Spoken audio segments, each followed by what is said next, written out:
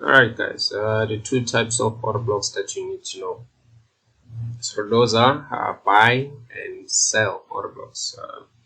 You find buy order blocks at the bottom of the market, and you find sell order blocks at the top of the market. And how the differ is sell order blocks send price down, while buy order blocks send price up. And if you saw the short video that I created recently, differentiating the two types of order blocks, if you have seen it, then you would understand how we actually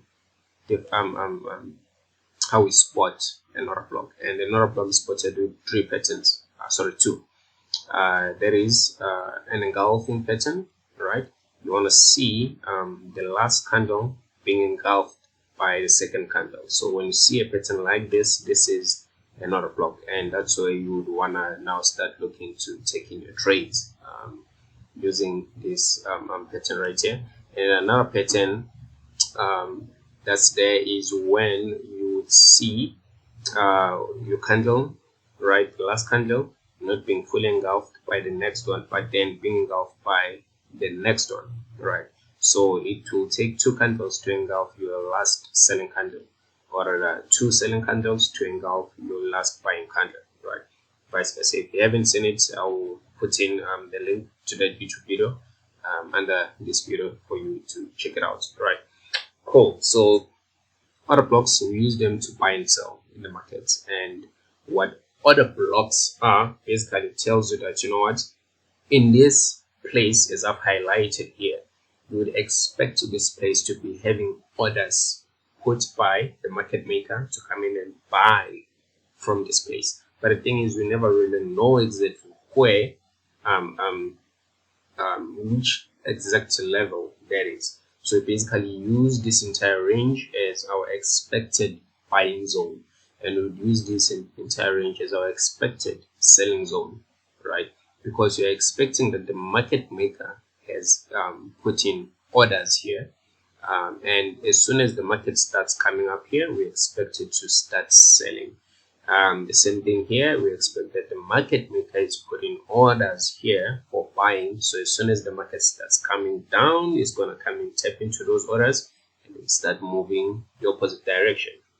Then how you can use the order blocks after identifying them is as soon as the market now creates this pattern, immediately after, you then come in here, you put in your buy limit. Remember, not stops. Why? Because the market maker hunts stops. We put in a buy limit here, right? And then in terms of our stop loss, we put in a few pips below our lowest low. So something like that. Reason is, just in case, remember back to our stop hunts, just in case if the market decides to come and hunt the stops which have been put here, right? So if you had your stop loss here, then right, if you had your stop loss here, you would expect the market maker to come in and take you out. But if you put it just a few pips below, then you would expect the market maker, even though it would go in and hunt those stops, it won't really take you out. You just come in, maybe turn right here, and then start moving up. So that's the reason why we have to put our stop loss a few pips below our previous low. Same thing with our sell limits, right?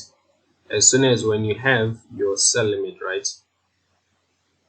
below your order block, let's say you have your sell limit right there, right? We change this color to something different. You have your sell limit right there. All right, you have your sell limit right there. So your stop loss, you then come in and put it right there, right? That would be your stop loss. The reason is, as the market comes in, it will then pay in there. Should it decide to hunt this high, then it will probably turn around there and then starts moving into your direction. So whenever you're using order blocks, be sure to put your stop losses a few pips away from your high or your low. And yeah, that's pretty much it. Yeah, order blocks, it's either buy or sell. And two patterns is an engulfing pattern or the tree engulfing, right? I don't have the exact name for it, but it's when you have one candle on the opposite direction being engulfed by two following candles, right? And then you basically trade them this way. And if you can practice these things, you would see them, they happen over and over again. And it's not every single stop loss that, I mean, every order block that is going to be tested. Some of them untested, and some of them, like this one here, right? If we had this, let's say you're in this trade, right? And you put your stop loss right here, you would have been taken out. Why? Because the market went in and hunted those stops there. Right? If you were here, the market would have taken you out, and that is not something that you want. So what you want to do is a few pips above, right? So if you had put it a few pips above, the market would have come in, triggered right here, right? Triggered your entry and then started moving down, came back. Believe this was fundamentals, traded up and then did not hit your stop loss and then started moving down. You're in profit. Voila! Alright. So be sure to trade them that way.